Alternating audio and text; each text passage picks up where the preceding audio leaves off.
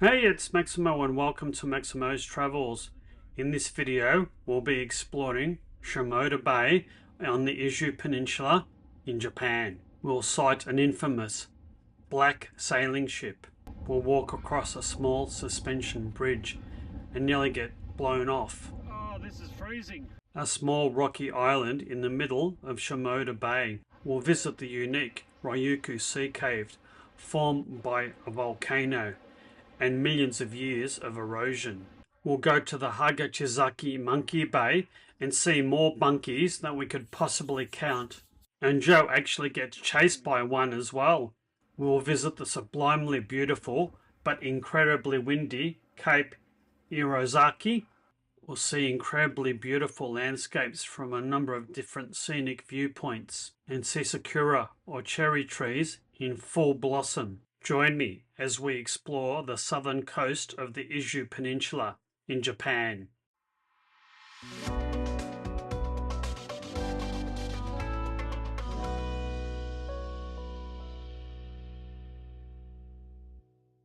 It was our last full day in Shimoda on the Izu Peninsula, and we woke up to overcast skies and it was still blowing a gale. We had breakfast at the hotel and then hit the road. Our first destinations were a couple of islands in the middle of Shimoda Bay, the largest being Inubashiri Island, connected to the mainland by a long concrete bridge, and the second smaller Karijima Island.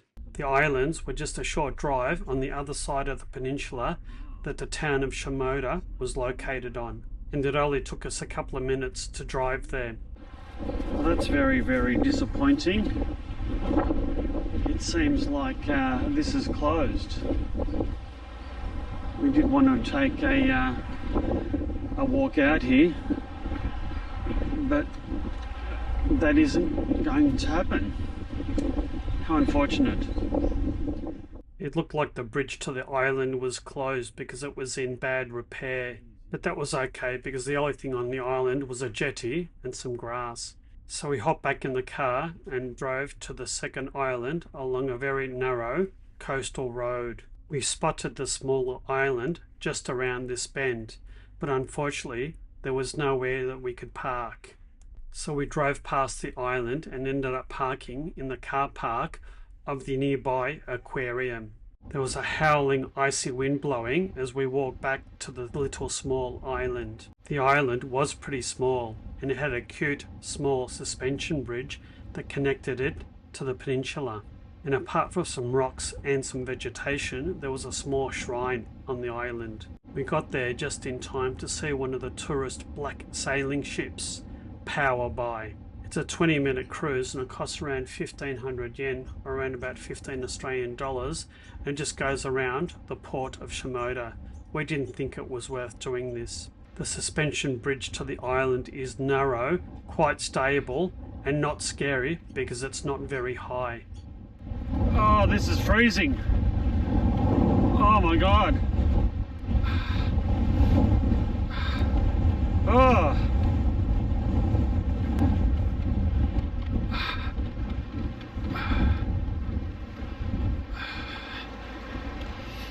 Oh, did it.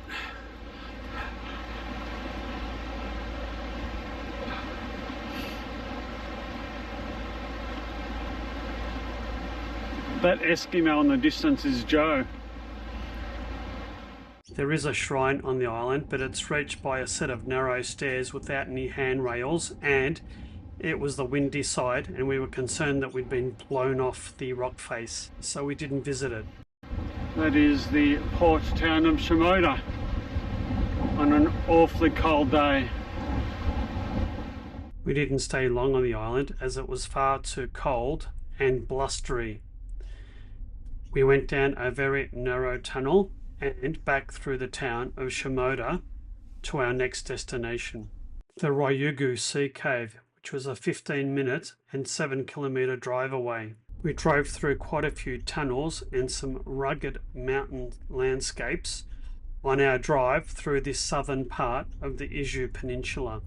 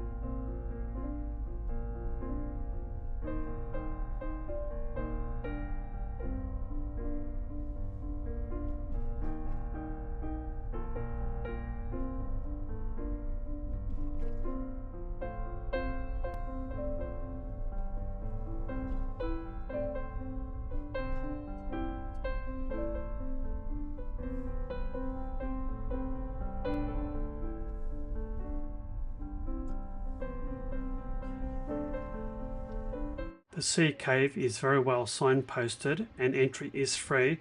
However, parking costs 500 yen, or around about $5 Australian.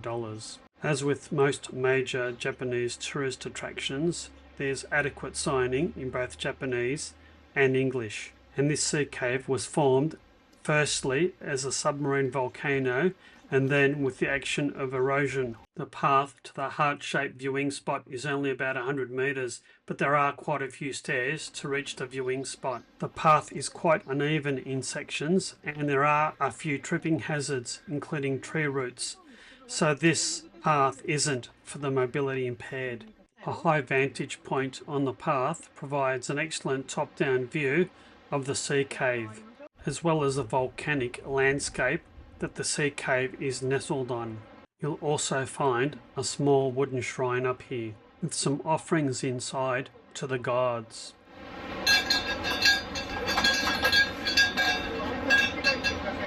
Joe and I continued walking down the path to the sea cave, stopping every so often to admire the view. One of the reasons this sea cave is so famous is that the bottom looks like a heart. It is a heart-shaped cave, isn't it? The path seemed longer than 100 metres and it led down as well as up. It was quite calm and serene in the sheltered sections, but blowing an absolute gale when we were exposed to the wind. If you're enjoying this video, don't forget to hit that like button and consider subscribing to the channel. And hit that notify bell so you'll be notified of all my future videos. If you'd like to see more videos like this one, then please consider supporting my channel by buying me a coffee. That looks awfully steep going down there, Joe.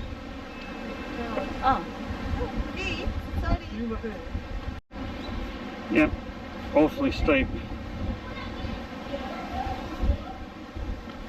And the rocks are quite shiny, smooth on the edge.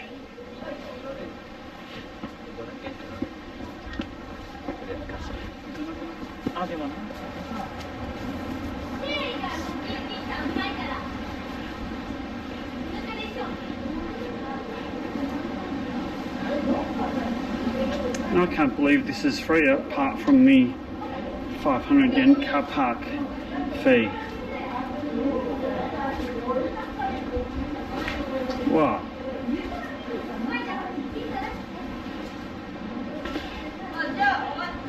Oh.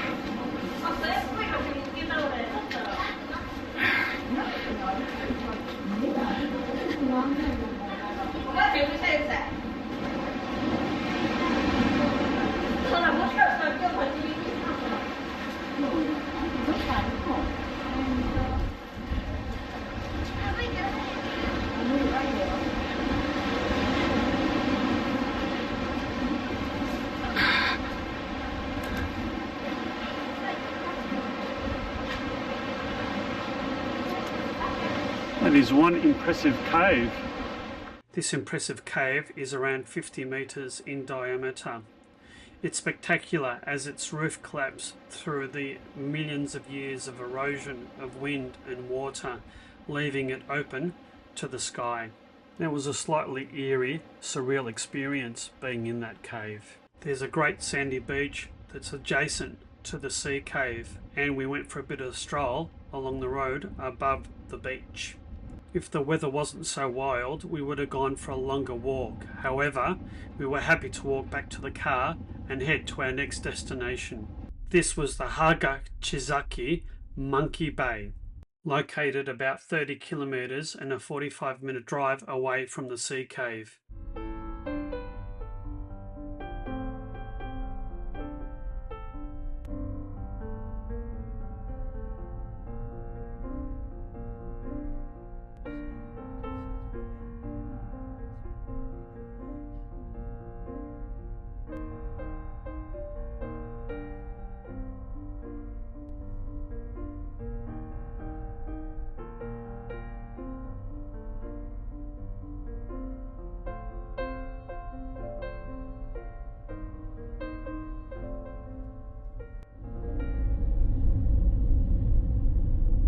This little highway star doesn't like the hills, does it, Joe? I guess so.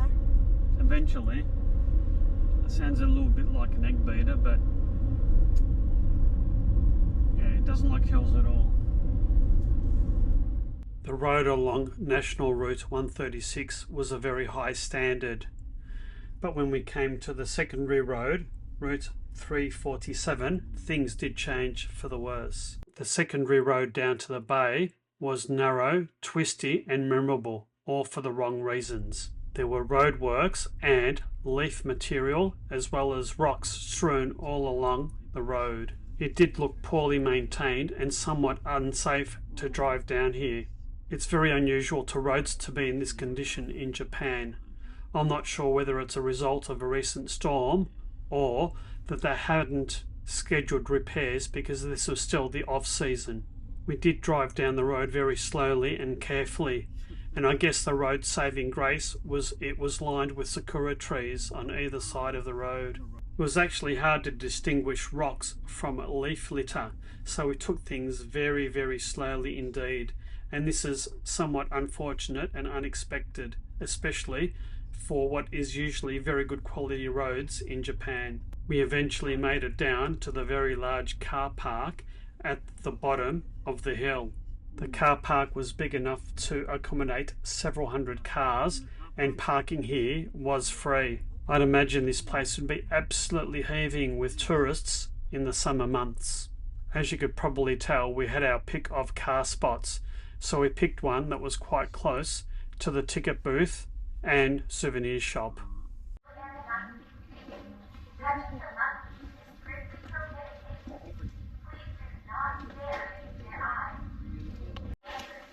Oh, these stairs are steep.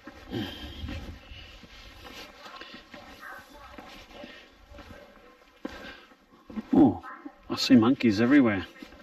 The Monkey Bay Park is open from 9 AM to 4 PM, 5 days per week.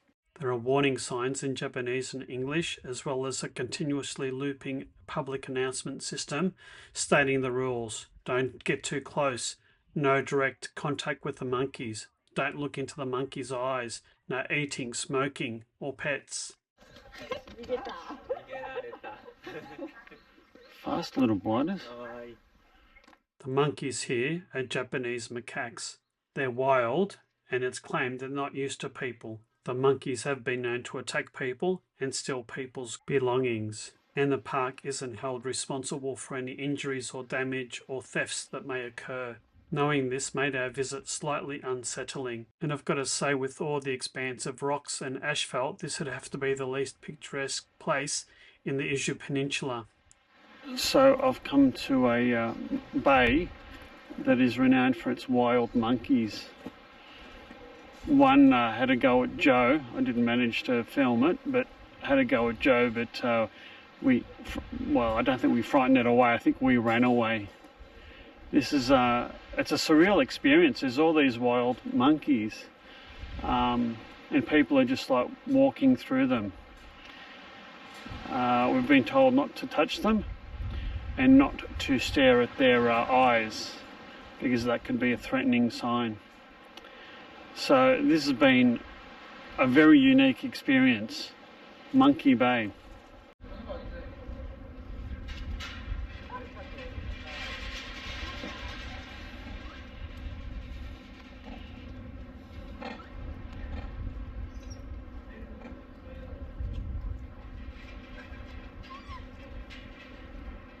I guess we were expecting to come here and see cute little monkeys frolicking in the sun.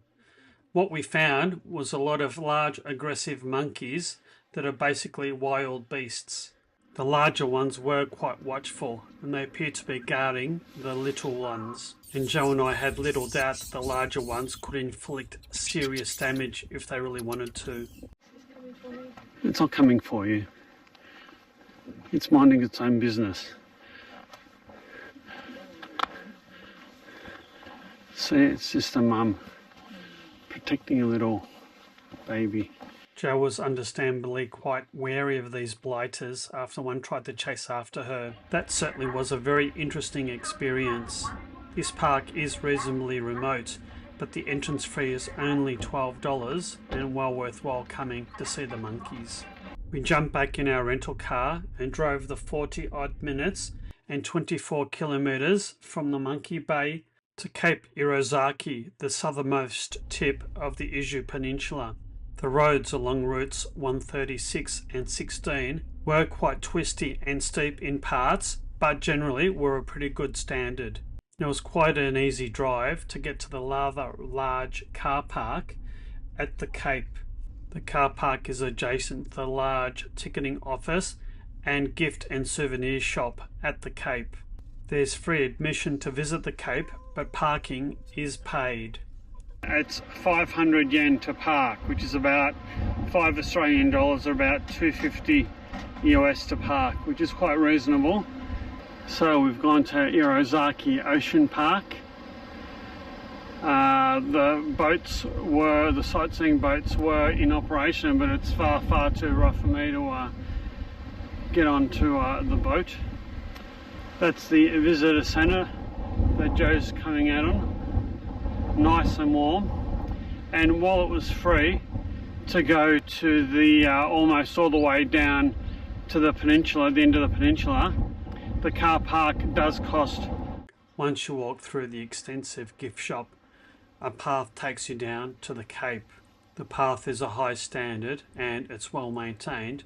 There are quite a few steps down there, however. About halfway along the path you'll find a quaint white lighthouse. On this day the path was on the leeward or sheltered side of the Cape, and as soon as we got to the Cape itself the wind started absolutely howling. It cost a small fee to go to the very edge of the Cape, but the wind was so strong that we didn't bother. Not only was it really windy, it was overcast and quite cold. It really wasn't that enjoyable of an experience walking out onto this Cape. This rugged coastline was formed by volcanic activity approximately 400,000 years ago. The jagged cliffs and crashing waves are best seen by a sightseeing boat, but we thought the conditions were far too rough to get on a small boat. Oh my god, it's windy. That's the southernmost tip of the Izu Peninsula and the Cape, and on top of the small hill you'll find a shrine.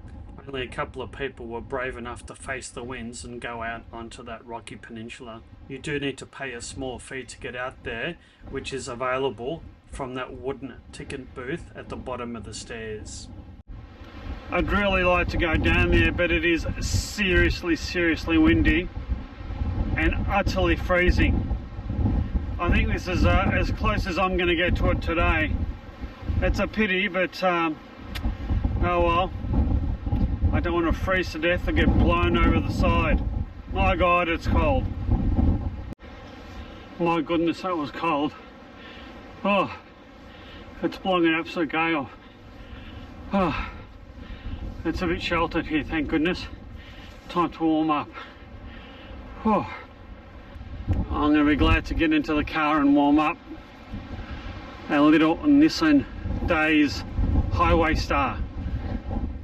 We were so glad to be in the car and had a chance to warm up. Our final destination was our hotel, just outside Shimoda, a 40-minute drive and a distance of around about 24 kilometres. We did make a couple of stops along the way, however. The first of which was a scenic lookout located close to the Monkey Bay. It provided sweeping views of the landscape located near the Monkey Bay. The second stop was in a small town called Minamizu. We stopped along the banks of the river to admire all the different cherry blossoms in full bloom. Again, I was thwarted by the weather. It started raining, so I didn't get to capture that much good video footage. A third stop was another scenic lookout that wasn't too far from the city of Shimoda. This lookout provided stunning views of more volcanic landscapes that are features of the Izu Peninsula. By the time we got back to our hotel, it was late afternoon. We'd had a big touring day and thoroughly enjoyed it. We'd driven for over 100 kilometres, or about 60 miles, and it took us around about 3 hours of driving. It was our last full day on the Izu Peninsula, and we thoroughly enjoyed our time here. Join me on the next video as we return our rental car to where we picked it up, Atami, on the north end of the Izu Peninsula. and then ride a very special train for an extended stay in Tokyo. Until then, you take care and bye for now.